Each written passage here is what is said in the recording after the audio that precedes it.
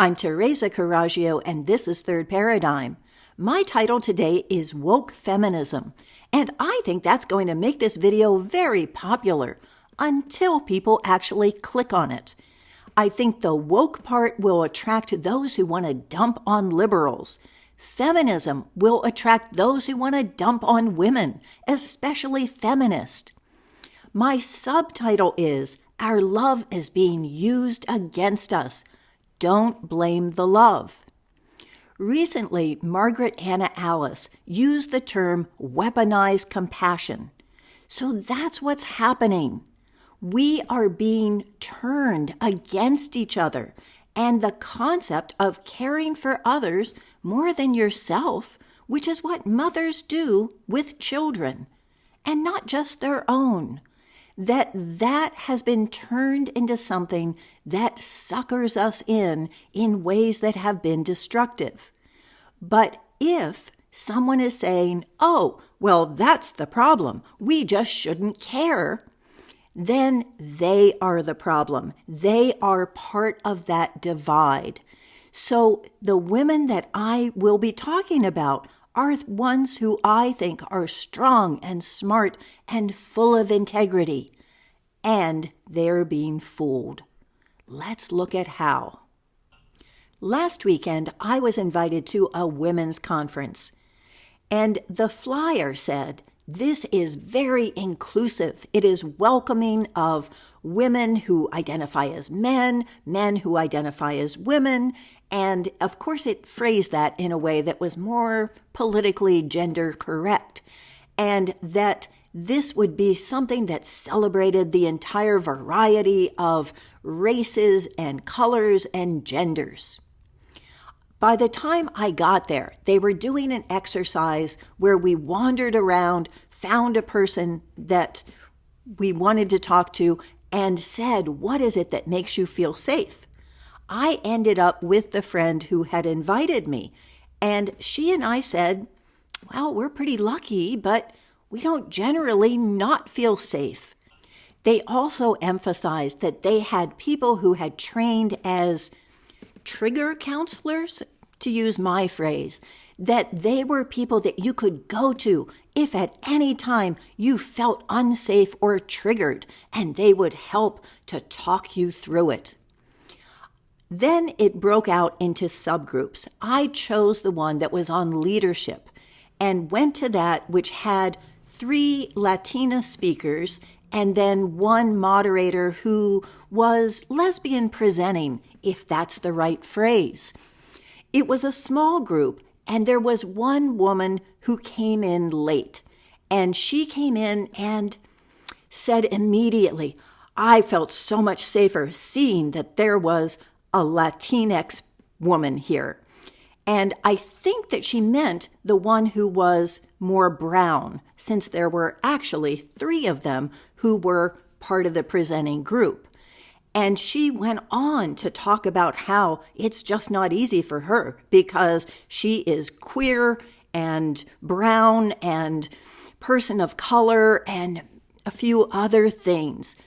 Clearly, she had won the Victim Olympics. She was the one who could take up the most space in that group because she was the most picked on. They then clarified that they had 2 of those trigger counselors who were in the room, so if at any time someone needed to step out and talk to them, they were ready. Now, I have to ask, this is a women's group of the most compassionate, caring people I have ever met. What does that make us? That makes us perpetrators in waiting. We are just ready to give it to whoever is the wrong color, because of course that's our first concern and why we've come to this kind of conference. Or perhaps the wrong flavor of gender. It is a presupposition that some are victims, which makes the rest of us perpetrators. We then went around the room and said why it is we had chosen that conference, which if you think about it, is a form of pre-praise for the speakers. I talked about my book, How to Dismantle an Empire, and the book I'm working on, Oh My Goddess, and got a lot of snaps and laughs. And then, after we had gone around the room, that would be the last time that we in the audience were allowed to speak. We then went to listening to these 3 different speakers and the moderator who was asking them questions. Now, for anyone who sees themselves as a leader or at least having something to say, maybe as a trailblazer, listening and being obedient as a member of the audience is torture. So, the first woman, the one who was a more brown Latina woman, who was a city council member, talked about how there was a difference between equity and equality. She, being short, needed a taller box in order to see over the fence than someone else who was taller. And so those who are not as privileged need to have more given to them, more height, so that they can reach the same level as everybody else. The young Latina student talked about how for her getting into college was much harder than it was for other people. Now, this is also with them talking about what the quotas are and how many they have targeted to bring in of those eligible for Pell Grants and how they have not met their quotas yet, but they're getting closer. Having 3 daughters, I know it wasn't easy for any of them. That privilege to work harder and compete and pay more meant that there were schools they were qualified for, but they couldn't afford them. The same way that friends of theirs who were able to access grants were able to go to the schools that had been my daughter's first choice. But my daughters didn't do that. Mostly they went to community colleges because that gave them more leverage and enabled them to save some of that money so that they could do the last 2 years. The third speaker was the first woman Latina mayor of the expensive town that is right next door to Santa Cruz. And she talked about how Santa Cruz is very special. The people here are different than people are anywhere else. And that she had really had to work to break through some of those groups that were entrenched. And one project of hers has been a playground for special needs kids, and how some people just thought, well, why can't we have a playground for all needs kids? And everyone just rolled their eyes at that. Now, in Santa Cruz, most of our playgrounds have been overrun by homeless who take precedence over kids because where else are they going to go? So there isn't a lot of space for playgrounds, especially in her town. I'm wondering how that's exactly going to work. Since kids will play on anything that you give them, are they going to keep kids with all abilities out of that playground? Is there going to be more than one kid playing there at a time? How is that going to be policed to make sure that it caters specifically to that subgroup rather than all kids, and letting some of the equipment be ones that can be used by kids with special needs?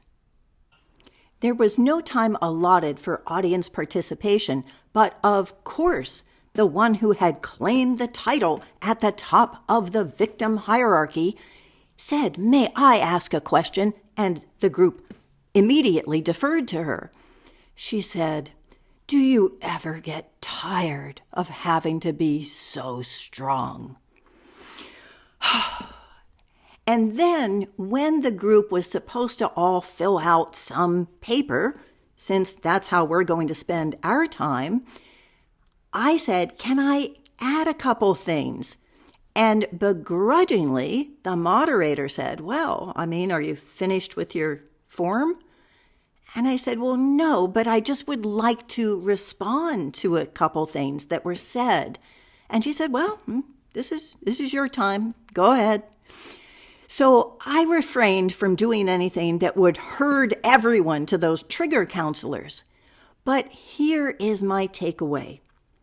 I think that this seventh wave feminism, is that what we're on now, is defending the right of men to look like women and the right of women to work like men.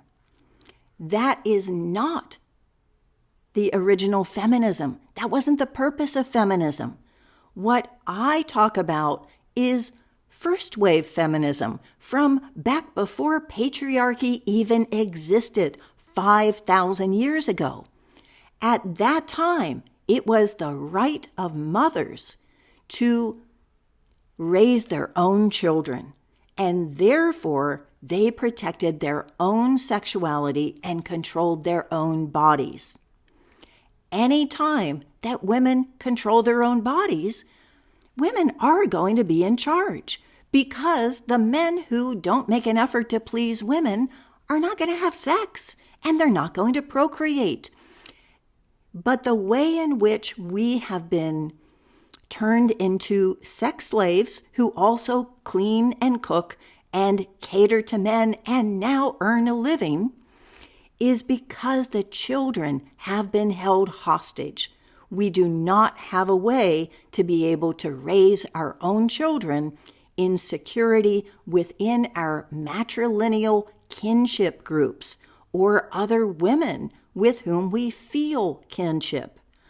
That has meant that we have to compete in this man's world, because for 5,000 years, sperm injection has given a man 50% ownership rights, if not 100% ownership rights, over the child that the mother has nurtured in her body for 9 months and will take responsibility for the rest of her life. That, what I call matrifeminism, is what we need to get back to. How did feminism become twisted? I was surprised to learn recently from a Doc Malik interview of Escape Key that Virginia Woolf's husband was a member of the Fabian Society. And then they talk about Donella Meadows. Now, I quote her and her book on systems thinking in my book, because systems thinking has been a big part of my plan in how to dismantle an empire. I have realized since that she's one of the authors of The Limits to Growth along with her husband, and that they have been key to presenting this fake agenda that has turned, again, our compassion against us. We who love nature now have been turned into carbon trader slaves, that we are under this hierarchy once again, but it was our love for the environment that got twisted. And then Simone de Beauvoir, I had quoted before, and got into a big argument with Fadi Lama, so much so that I ended up accusing him of not taking me seriously because I was a woman. And he said, basically, his respect for someone's intellect can be measured by how much he comments on their blog. And right now, I was number one. So since then, I owe Fadi an apology, because he's right about Simone de Beauvoir. And that was part of the agenda, was part of the Gloria Steinem way of twisting everything. And then I look at Virginia Woolf leading to Virginia Slim's feminism, where women can smoke like men. And that forced women to be in a place of, yes, I can damage my health too and be just like a man. I've been reading some blogs lately that I'll link in the Substack, and these, I think, continue this point. One of them is by Darby Sachs, and it's called Natal Gazing. She writes, "Are women naturally better at housework than men?" and looks at how that has been turned around. And then one called The Noosphere, Man Wasn't Always the Human Default. The one that makes my point the best, who will be featuring my stories from my neighbor that you have probably already seen on pedosadist cults and a cry for help, that is called Women's Coalition News and Views, and looking at the custody crisis and how custody is being turned against women. Now that for the first time, women own property, women have income, instead, custody is being given 100% to men who are often abusive and neglectful. Then I've looked at some blogs and videos that have been done by men on feminism. One was recommended by Catch a Dragon, and it is by Blackbird9, called The T3 Evil Queen Workers' Paradise. He writes, "We examine the early matriarchal fertility cult city-state models and their attempts at utopian perfection, from the most fundamental human concepts of less, equal, and more, to the development of the early sacred feminine goddess religions, to the rise of the absolute authority systems of queens and kings, to the early caste system hierarchies, to the rise of Marxism and the promises of a workers' paradise, to the modern science fiction character of the Borg Queen in the Star Trek franchise." The host continued the discussion of how humans have long sought perfection in static, centralized, master-slave systems.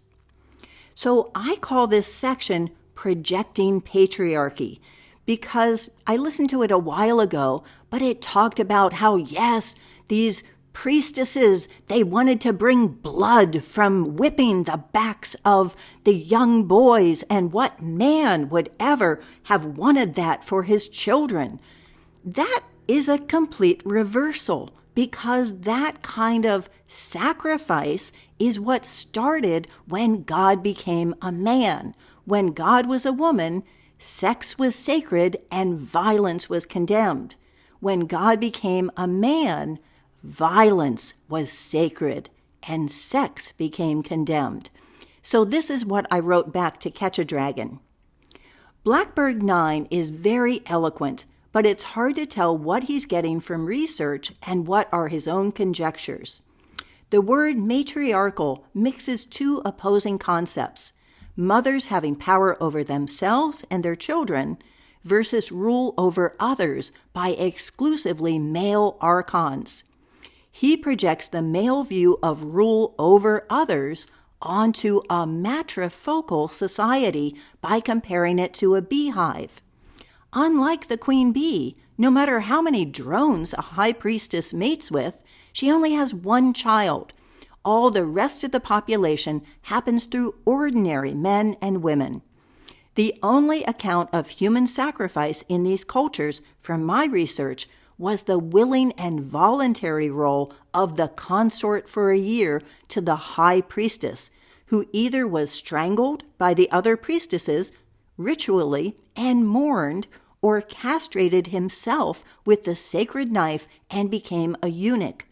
This was to prevent men from usurping power over the priestesses, as has happened now for the last 5,000 years.